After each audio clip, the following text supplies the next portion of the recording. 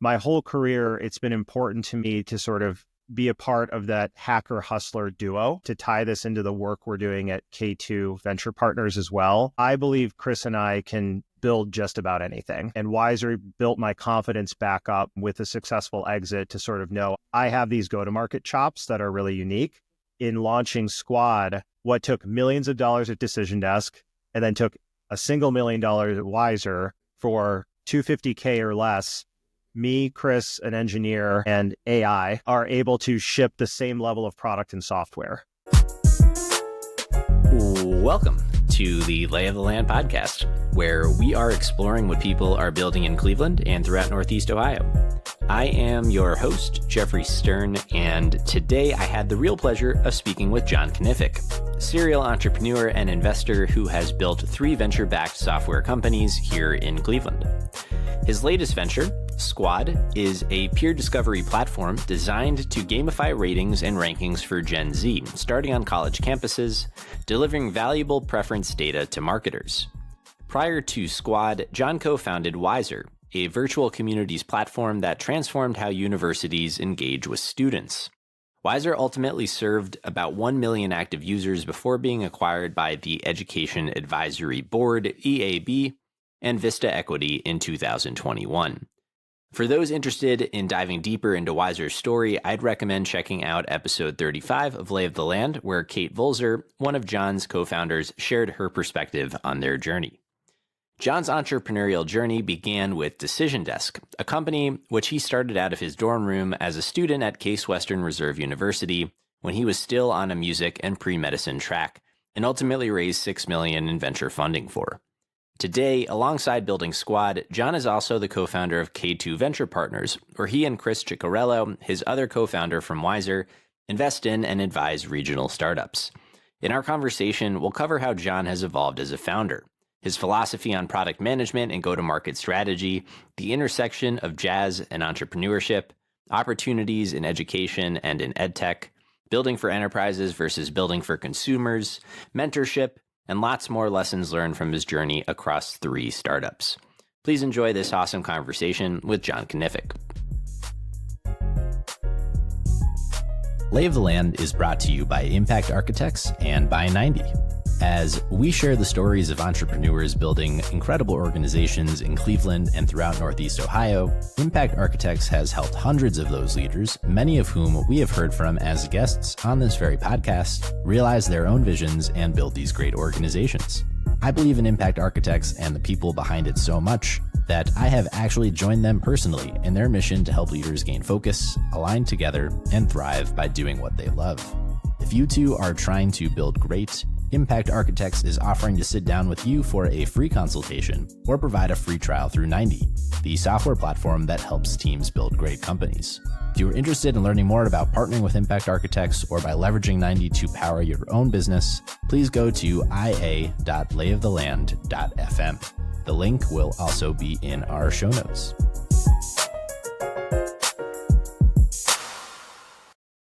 I'm always thinking about where the best place to start these conversations are. And I had a few ideas for ours today, but in the spirit of what we were just talking about, I am curious as to what you see as the overlap between jazz and entrepreneurship. Jazz and entrepreneurship. I guess that encapsulates my upbringing and what I do now in a big way. Okay, so let me think about this. There's a lot of overlap. So the foundation of jazz is having some sense of song structure, but being able to improvise and figure out where the boundaries are, where you can push them. And what I think it's really interesting, if we think about the team sport of entrepreneurship, when you are playing together in a jazz band, the more you play together as a group, the more you can kind of mind read one another. You can experiment, you can stretch those boundaries, but still find yourself with a North Star for what you want things to sound like, where you want them to end up. And I've always been a huge proponent of having great co-founders. I think entrepreneurship is a team sport. And to some extent, when you really understand your co-founders' strengths, weaknesses, where you empower each other. It's a very similar feeling to, and it's been a minute since I've actually been on a stage, but it's a very similar feeling to when you are just dialed in a groove, almost floating on top of the music versus it feeling forced, figuring it out, awkward, right?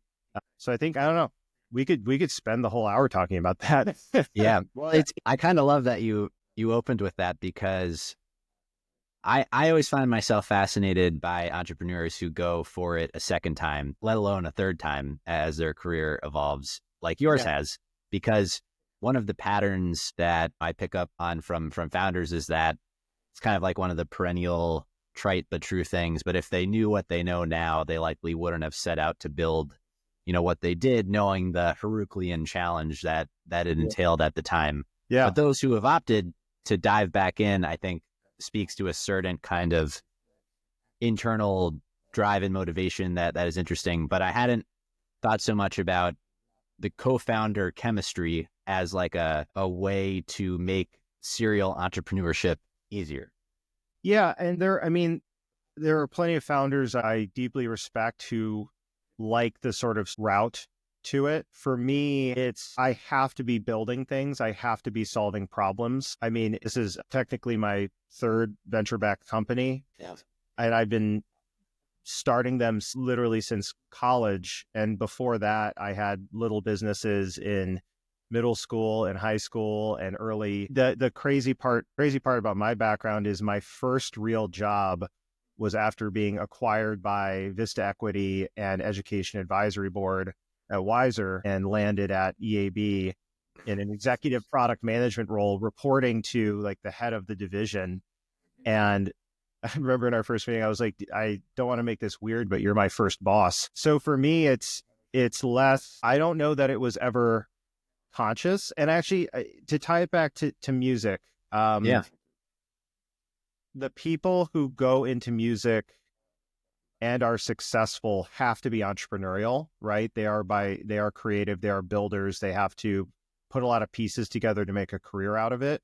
The ones who almost can't think of doing anything else because they are so passionate about it are the ones who actually make it. And I do think there is that overlap in building companies. To some extent, it's glorified, but it is very painful, right? There are many low points. There are many points where you have to really figure things out. You have to zoom out. You have to fire people. You have to go cut your own salary, all these things that you would never conceive of doing working for a company. But I think the key similarity there is I never think about a world where I wouldn't be doing that. You know what I mean? Yeah. So you always felt that you kind of had this entrepreneurial drive and inclination. Yeah. I guess to tie it to my kind of start of my story, I always loved doing lots of different things. Didn't really know what I wanted to be, but in high school, I was doing music. I was learning to code. I was building websites. I was building PCs. I was doing, nerd and creative and all of the above. But I ended up kind of deciding, okay, well, a lot of the smart kids around me say they want to be doctors. I have an uncle who is a radiologist. So I applied to a bunch of schools pre-med, but I tried to find schools that had a good music program at the same time, so I could kind of do both, kind of mentally keep the options open. And so Case Western is ultimately where I ended up. My dad's side of the family is from Cleveland, but I grew up in Michigan. And I came to Case because they let me into med school at 18. It was this pre-professional scholars program was what they called it. Basically, you have to keep your grades really high, but you don't have to take the MCATs. You get to go to Case Med when you graduate, which was an incredible value proposition. And on top of that, got almost a full ride because I had a music scholarship with that. So it became a no-brainer choice. Like, I'm going to Case. That was in 2005. I'm in Cleveland. The irony of that is, knowing I had been accepted, I started to try more things. I ended up picking up an entrepreneurship minor at Case, got really interested in, just kind of obsessed with, this was the early Web 2.0 movement. So all these early apps coming out. You think about the kind of 6, 7, 8, 9 class of Y Combinator, all those prolific, the Airbnbs, like all these prolific companies are coming out. YouTube is new, Facebook is new. And I just looked at that and said, I don't know how, but I just want to be a part of that. And so I started what became my first venture my senior year at Case. And I remember calling the med school and saying I have to decline this acceptance. And they were totally befuddled because like nobody does that. Like it's a golden ticket. But for me, it was a huge weight off my shoulders. Like I'm going to go and run at something I'm passionate about, not just something that's hard for the sake of being hard. Like instead of this sort of pre-carved path, seeing this pre-carved path in life, this idea of being a doctor is something I kept I put in my own head as, this is like a thing that you should do. And as soon as I opened myself to what could I build, I mean, that's when I really found what I love to do. Well, tell us about the Decision Desk chapter. Yeah. So just for a little bit of context, Decision Desk started that my senior year at Case. This was 2008, graduated in 2009. The startup ecosystem here in Cleveland was pretty fresh. So at that time, North Coast Ventures, right, was just getting started. They were in Fund 1. There were some kind of pitch competitions, things like that, but all the stuff for us Cleveland locals, we know about Case, like ThinkBox, et cetera. None of that stuff existed. And so Decision Desk started as basically a virtual audition product. So I took that kind of love of music and realized that most schools, if you're applying to a music school, you mail a physical DVD. You burn a DVD and you mail it. And I'm looking at streaming video and saying, well, that seems a lot easier. Co-founded this with 2 other Case grads.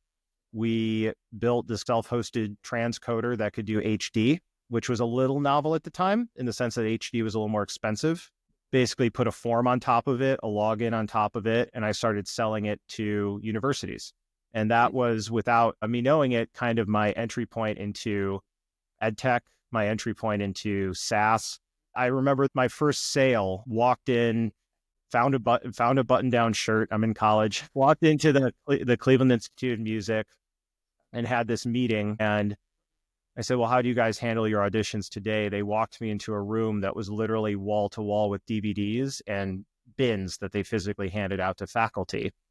And I remember saying, well, what if we just digitize this whole thing for you? What would that be worth? They were like, I mean, well, that'd be incredible. How much would that cost? And not knowing anything, the best thing you do as an entrepreneur, I learned, is just ask more questions. So I said, well, what do you do today? Do you charge your students to apply? And they're like, oh, well, we charge a $30 fee to mail these.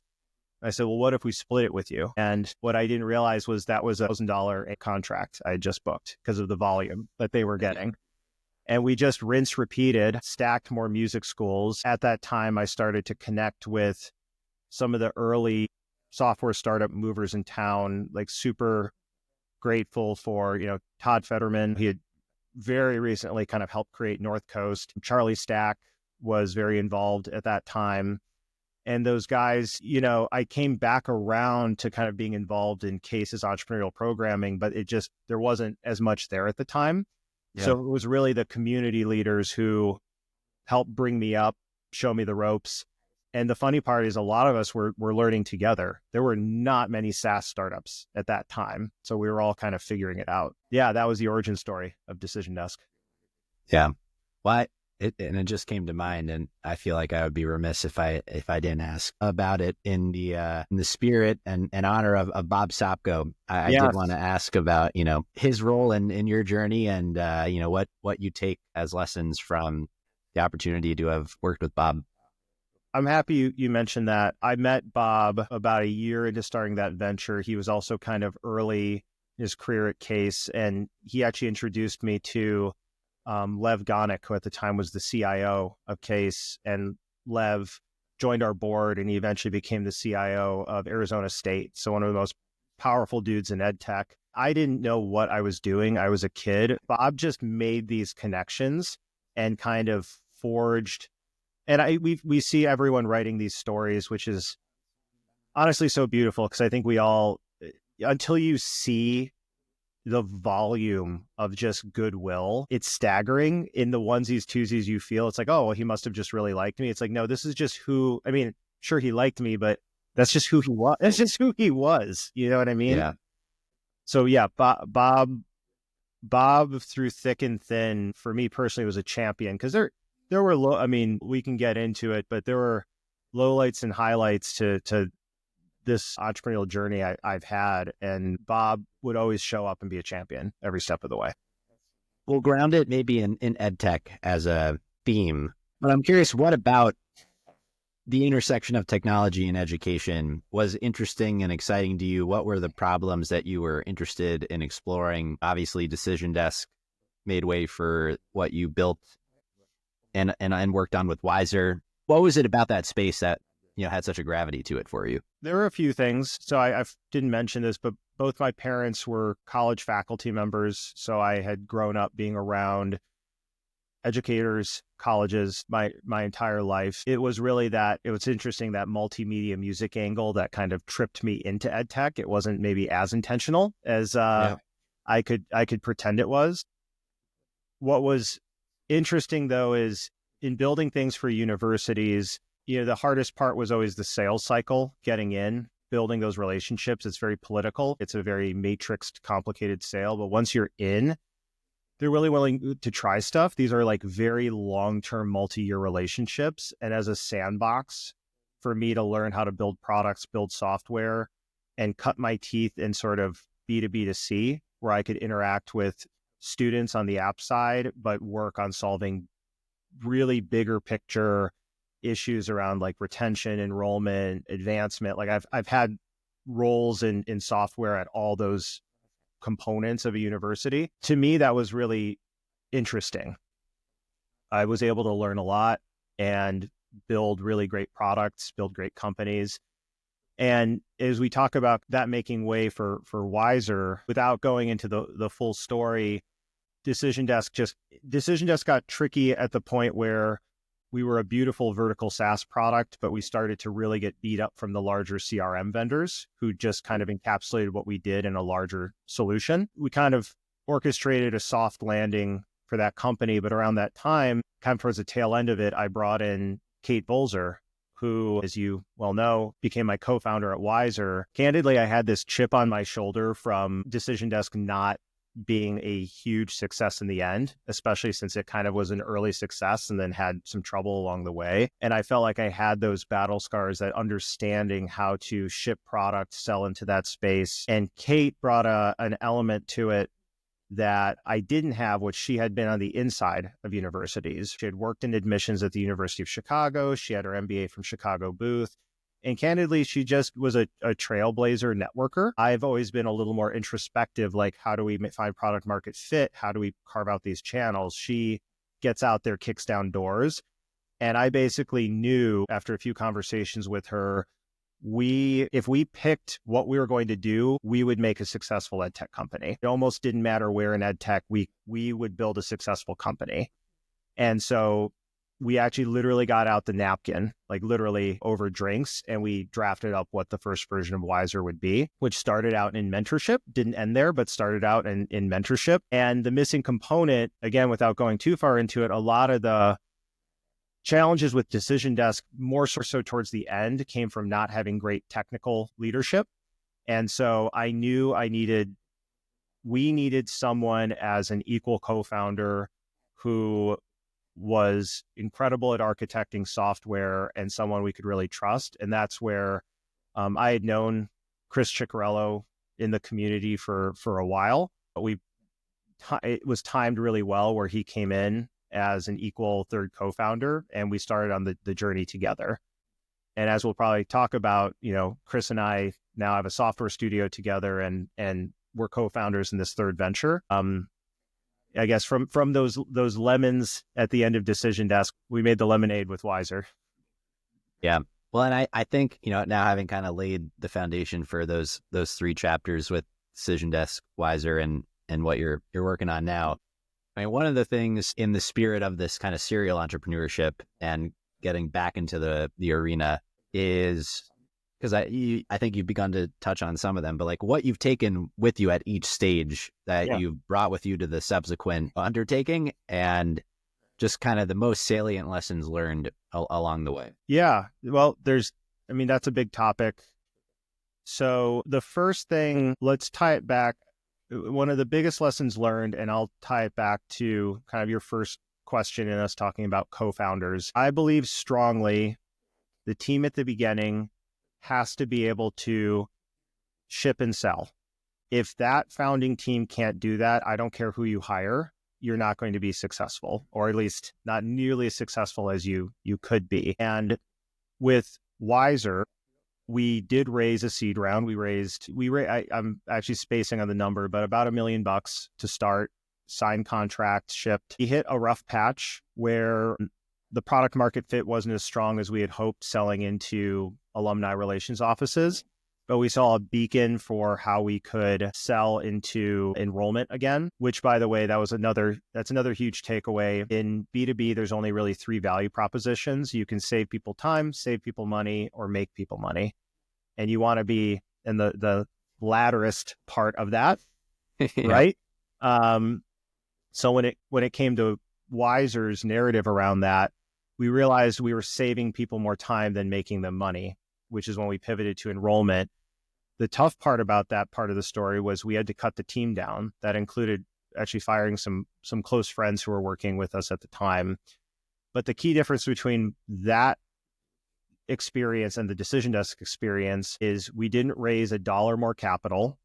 Basically, the 3 of us plus a couple additional employees reshipped the software, refocus it on enrollment, and ultimately grew it to almost $1 million in ARR with a team of 5 before we started stacking hires again. And had it not been the 3 of us with that skill set, it would have been a much tougher situation. And then if we think about carrying that into the newest venture squad, I've always been, my whole career, it's been important to me to sort of be a part of that hacker hustler duo. And this might sound, I promise I don't say this to be pretentious, but to tie this into the work we're doing at K2 Venture Partners as well, I believe Chris and I can build just about anything and figure out just about anything. And Wisr built my confidence back up with a successful exit to sort of know I have these go-to-market chops that are really unique. And so in launching Squad, what took millions of dollars at Decision Desk and then took a $1 million at Wisr, for $250K or less, me, Chris, an engineer, and AI are able to ship the same level of product and software as what we were doing at Wisr. So a lot of the playbook has remained the same, but it's gotten sharpened with each venture.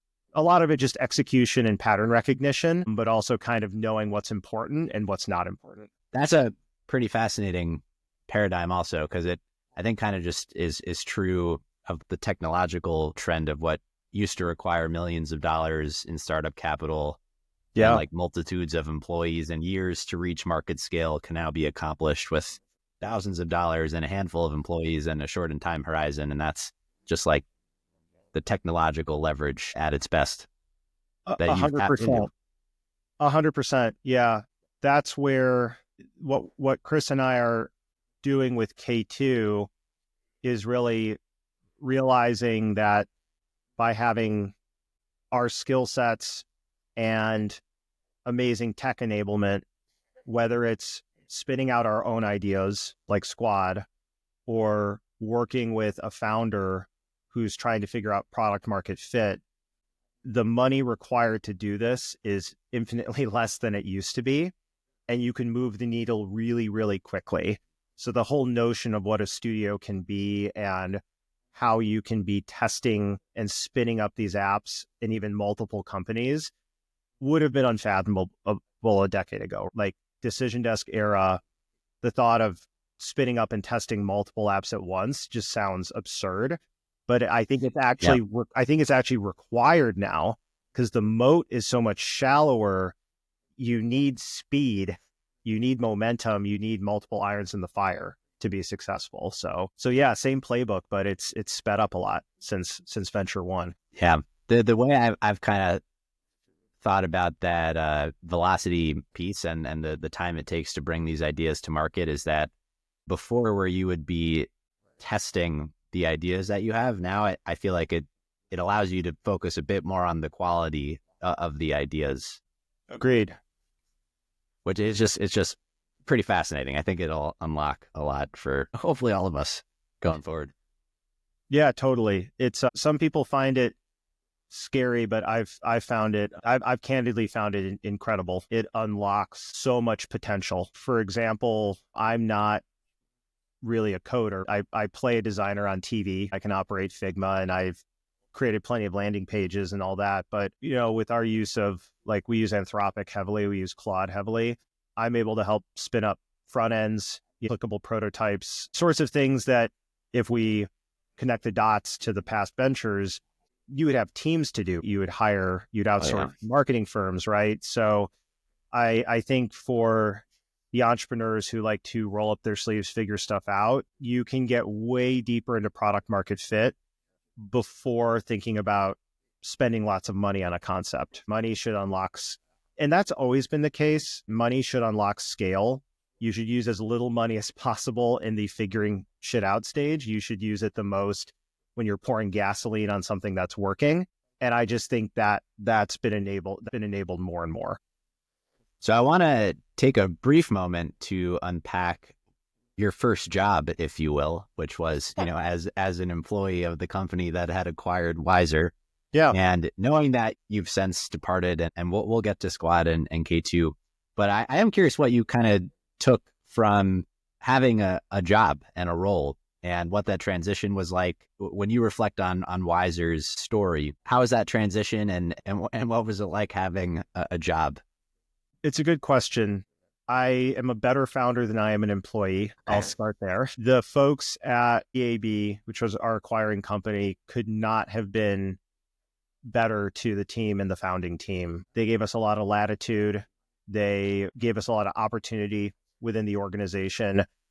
Work-life balance, which is a word that I hadn't quite understood yet, was very real there. My wife and I had our third child while I was at EAB, and I took many weeks of paternity and came back, and the team welcomed me back. It was just, there was a lot of decompression that happened after running those two startups so tightly back to back. From a emotional standpoint, that was important to me. From a work standpoint, I learned that I need to personally be working on the entire end to end, from what we are going to ship to how we are going to distribute it to how we're going to retain and support it. And there were many incredible team members at EAB, but at that time, and I think they've solved some of this, between having lots of rapid acquisitions, they were converting from a heavy services organization into more of a product organization. There's a lot of silos, and kudos to the people who can do this. But the skill set to navigate those silos and help move a larger organization forward is a different skill set than the one of founding a company and taking it from 0 to 1 and 1 to 2. So there was a part of me going in that didn't know what to expect. Maybe I'd like it. Maybe I'd like being a product lead somewhere, like, right? A big awakening. But it only reinforced. I remember it being at the end of year 2. This is maybe not the best move, but Chris and I quit on the same day at EAB. Kate also quit very shortly after that. It was less so like, oh, we're excited to go start something. It was like, we have to go start something. Like we are going. We are going to go now. Right. And with that comes a bit of exploration, the development of K2, ultimately Squad. I mean, with the world as your oyster, basically at that point. Yeah. How did what was the compass that was guiding you to figure out what to work on next? That's a big one to unpack. I think for founders who have a successful exit, the figuring out what to do next, it's an interesting conundrum because there's almost like an analysis paralysis because there's so many ideas you could pursue. Now we have a little bit of capital. There's some cachet. What do I do? What Chris and I ended up doing that was honestly incredibly helpful was we set up a series of frameworks based on he's got even more experience than I do, but combined almost 30 years of product go-to-market software experience and a half dozen startups between the two of us. We put together a set of frameworks for how we would evaluate and test ideas. And we would use that as a mirror for our own ideas, but also kind of get sharp by working on other people's ideas too. And so what came out of that was this framework we call Blueprint. And it's basically a mechanism to narrow a set of buyers, use cases, value proposition, and have something immediately testable within 24 hours. And you can't just sit there with no idea and lever it. The point is, if you have an idea you've been picking at, it's basically a giant magnifying glass to kind of sharpen it and hone it into the next few steps. So that is something we continue to do for other startups. Now, how that factored into Squad, I'm wearing a Squad t-shirt. This is where Mitch Kroll enters the picture. So another Cleveland character. So I grabbed coffee with Mitch through an introduction and shared my story. We got along really well. He's also a musician. He's a drummer. I don't know if he talked about that in your show. Yeah. I told him the story, and a bullet point really stuck with him, which I mentioned we had almost 1 million student users in our app by the time we were acquired. And he was sort of like, holy shit. And he's like, how big were you guys? And I was like, yeah, it's just like a handful of people. And he was like, is it true if I say you are really good at getting college students signed up for products and apps? And I said, yes.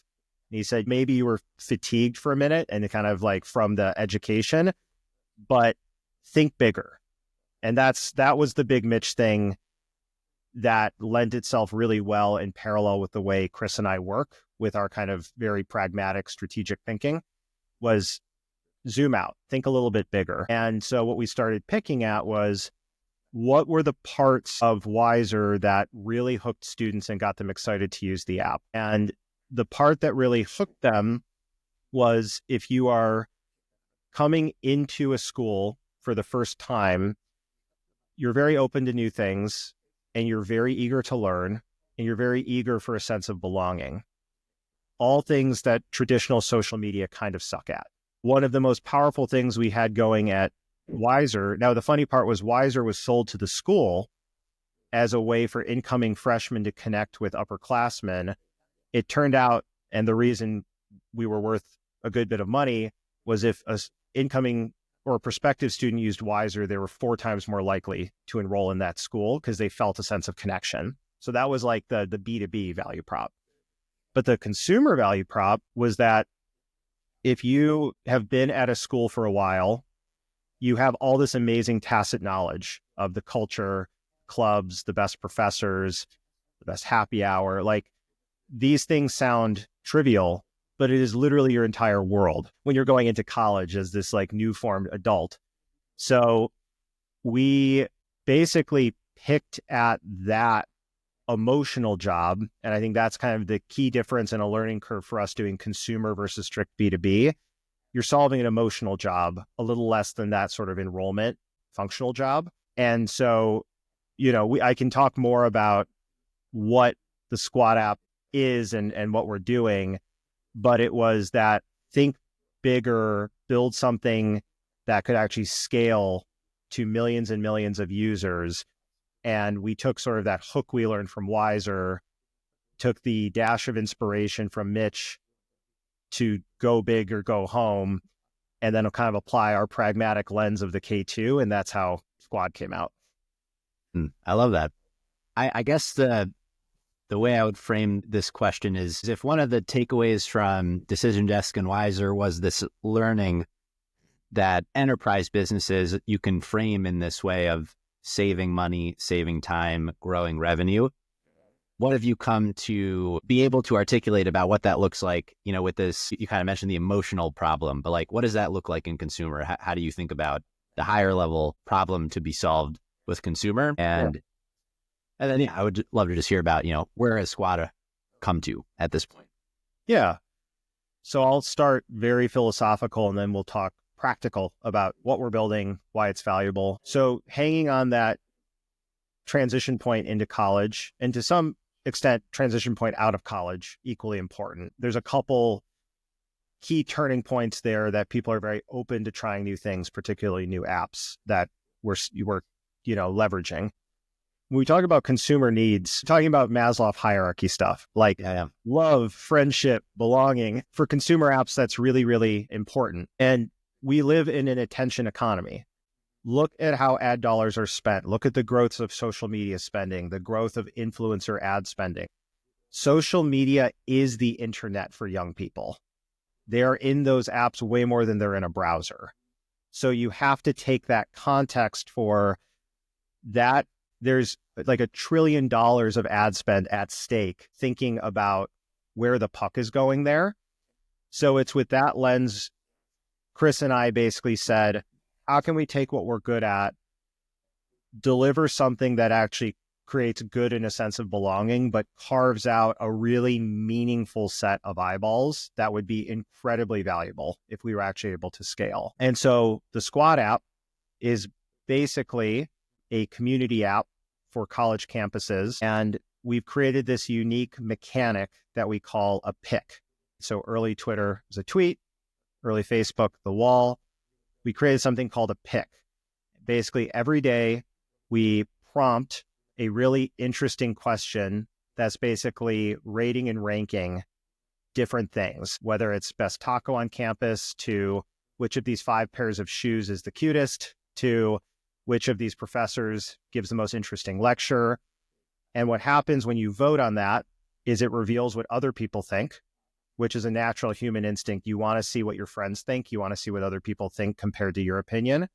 But we're actually crowdsourcing thousands, hopefully eventually millions of data points to create these preference graphs and leaderboards around brands, around places, around things. And with each pick, basically, it's almost, I think we can be a Yelp killer if we do this right. It creates this overlay of campus of what to do, who to connect with, things like that. But the scale strategy is that each of those picks generates an SEO optimized landing page. So over time, if I were to Google what's the best taco at OSU, you can actually, you'll hit the page, click on it, it'll pull you through to the app. And that's also thanks to AI, right? That we can automatically spin up those types of things. So that nugget of, I want to log in as a new freshman and figure out campus, is the itch we're scratching. But it's that mechanic of kind of casting your vote and seeing what other people thinks that generates this flywheel. And for us on you asked the difference between enterprise and consumer. In enterprise, I would have sold that we're going to do this, and then we go like create a scope of work and figure it out. For consumer, we actually shipped 4 versions of this app over the past year to cohorts of 50 to 100 students to test until the mechanic actually worked and we saw the daily usage. And it's then and only then that we said, okay, we have something, we're going to launch. And so basically this January, we've got a target set of about 300,000 students on 10 very large campuses. And the go-to-market is that same ambassador strategy. I have now 32 paid marketing interns on those campuses driving that initial content set. But basically that we're going to kick off the flywheel and see how things go. Well, you mentioned the go-to-market chops, that you've kind of honed over your career now, both internally and working with other founders. What does it practically look like to build that 300K student network in advance of launch, the on-the-ground campus ambassadors? What does that actually look like? It's a good question. So that is a bit of like I feel kind of a secret sauce that we took with us from some of our experience at Wisr. This is true of everyone, not just students. People love to feel like an expert. If you ask someone for money, most of the time they say no or why. If you ask them for expertise, they're very willing to give their expertise. It makes them feel good. It makes them feel like they're giving.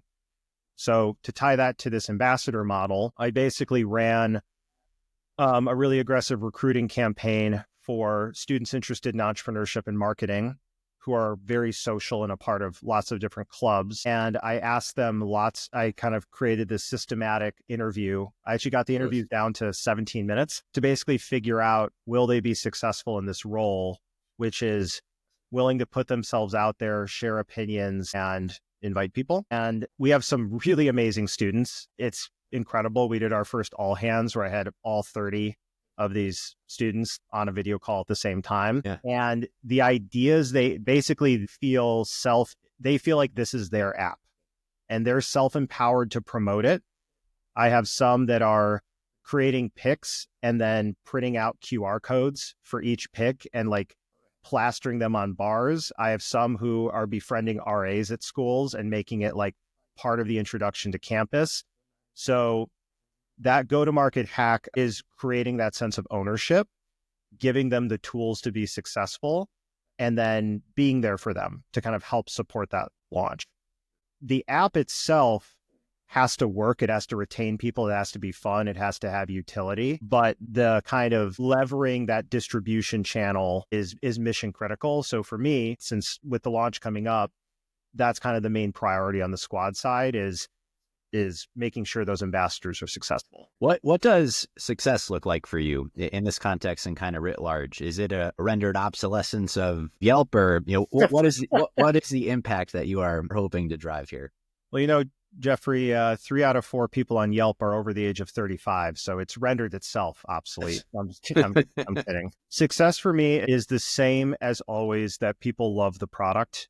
If people love the product, a lot will take care of itself. That's way easier said than done, obviously. From where I want this to go, if you look at my history of Decision Desk being maybe barely a single to Wisr being like a double, maybe a triple, I want this to scale to every campus in the country and basically have a household brand social app. And the part of me that maybe this is the crazy part, you look to kind of the Instagram success stories. I want that to be a team of 8 people in Cleveland. Like, I don't care about the venture capital aspect. I don't care about it. I care about the scale, the value, and doing it with as small a team as possible. So for me, that would be the greatest win. What are you most excited about looking forward? For squad or personally, or? Yeah, both then. Why not? I'm really revved up about 2025 personally. Decision Desk into Wisr back to back. That was like a 12-year slog. Wisr's obviously successful, 2 years of decompression at EAB. I feel like Chris and I have dialed in something really incredible at K2 where we know how to spin up, validate these products, and I hope that we get to work with more startups. That's part of keeping ourselves sharp. We learn a lot, continuing to work with other entrepreneurs. The fact that we've been sort of under the water building this thing for the past year, clearly it's been in front of people. We've been testing the heck out of it, but haven't been posting a lot about it. I don't talk a lot to other people about it. Been talking to a lot of college students. Next year, it becomes real. For almost 20 days in a row, we're launching large 20 to 30,000 person campuses with kind of a rapid plan after that to continue scaling.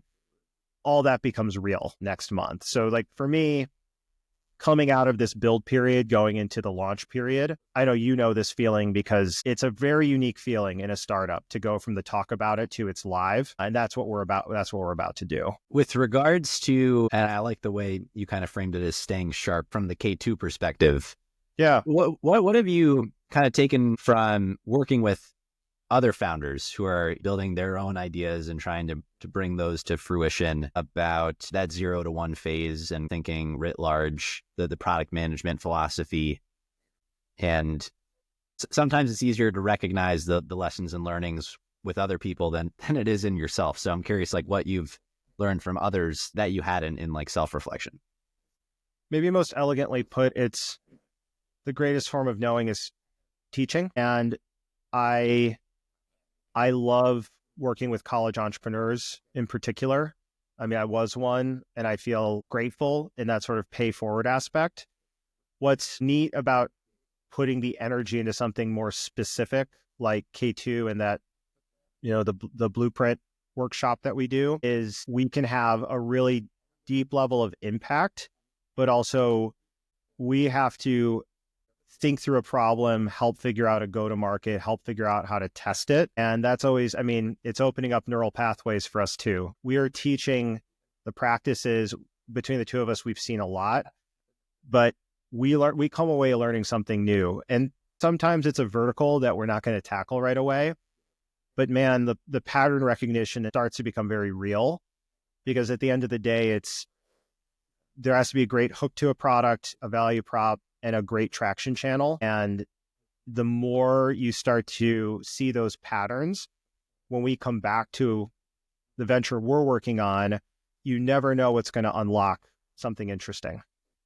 If one of the learnings from Mitch Kroll is how do you elevate the bar of ambition and think bigger, what are other lessons you've taken away from working with Mitch and also from working with Chris? It's a great question. Yeah, but I mean, both Mitch and Chris are candidly, I consider them mentors, even though they're business partners. For Mitch is never afraid to question and hold a mirror up to things.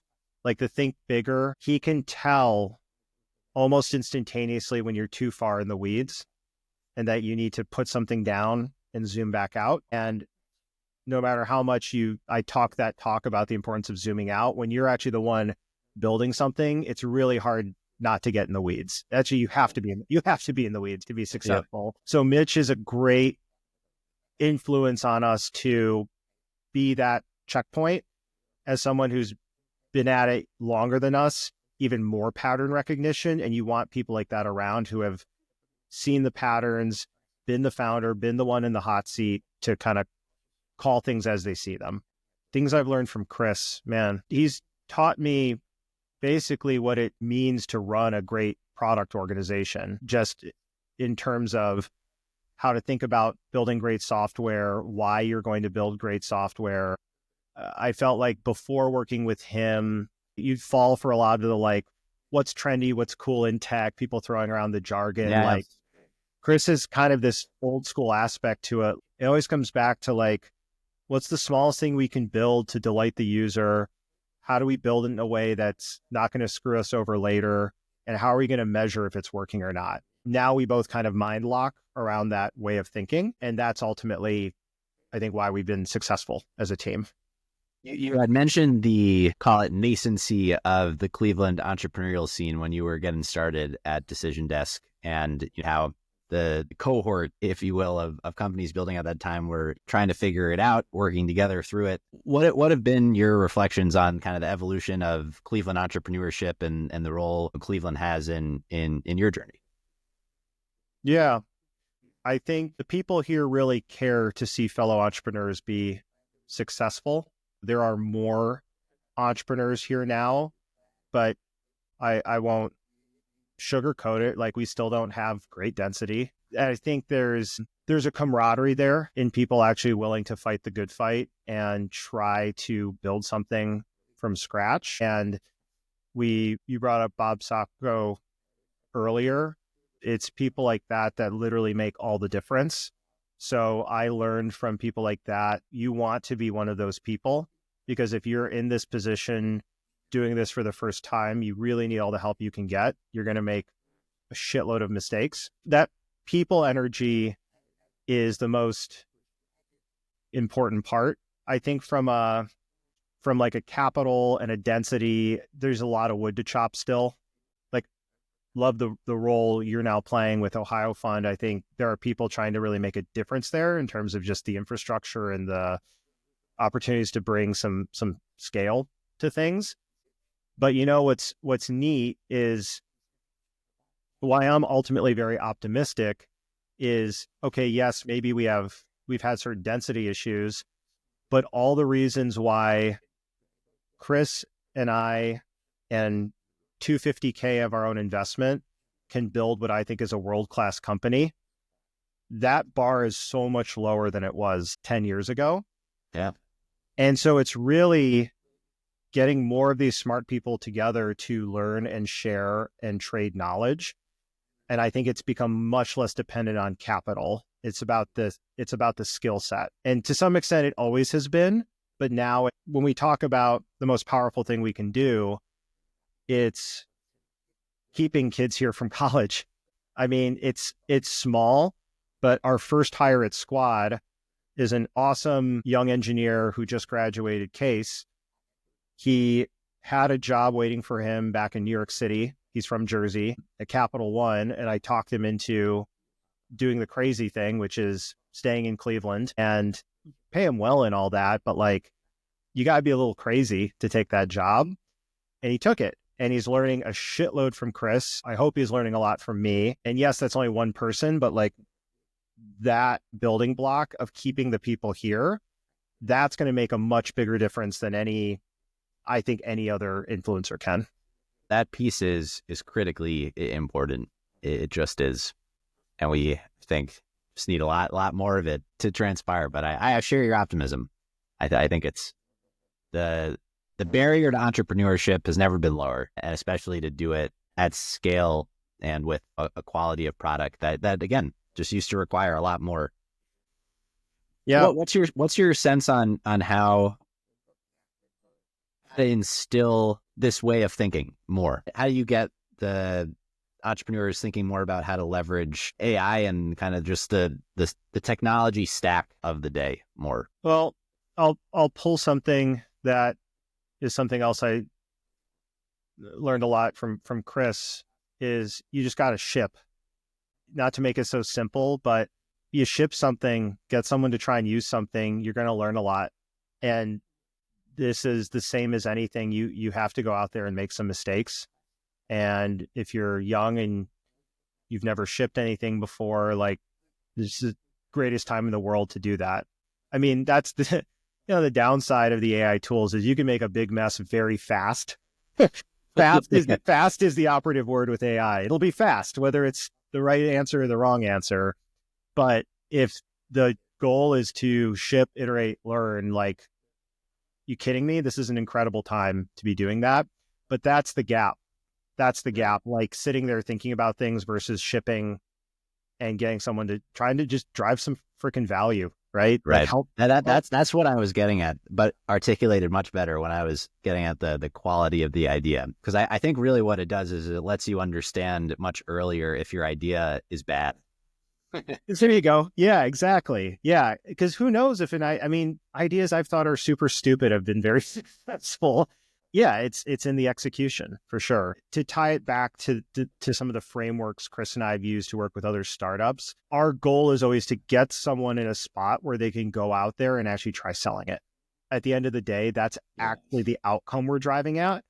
We've worked with really established companies and like brand new college founders, and the ubiquitous thing where we can have the most impact is when they've just literally been in their head for way too long and they got to put something out there. They got to go test, even if it's wrong.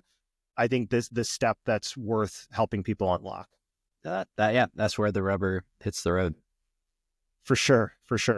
So I think we're bookended here with some closing questions, but before we get to that, I'll pose kind of the greenfield one, which is, what do you wish I had asked you about? Is there something particularly salient in reflecting on your journey that you'd like to express or think is important? I think you asked, not to quote Will Ferrell in the movie where he's like, I blacked out. What did I say? I would say, you know what? I'll take it to an interesting place, which maybe relates it to Cleveland. Because one thing entrepreneurs we don't talk about enough is sort of the importance of friends and family and support. And sometimes I'll be honest, I can be dark on Cleveland from like an entrepreneur standpoint for the very reasons why it's tricky. You have to get on a plane sometimes to get things done. But to counteract that, like, I met my wife here. She's an incredible partner. She happens to also be in tech, where we have 3 amazing kids. And as much as these startup missions can feel all consuming and hard and all of that, just to know I made the choice to stay in Cleveland. We got married. I focus a ton of energy on family.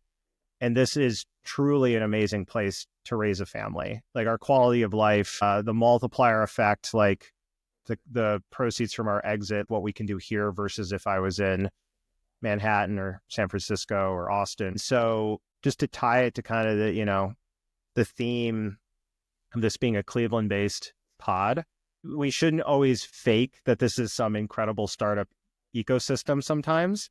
I think it's okay that it has drawbacks because the pluses live on another side that give energy back to the entrepreneur.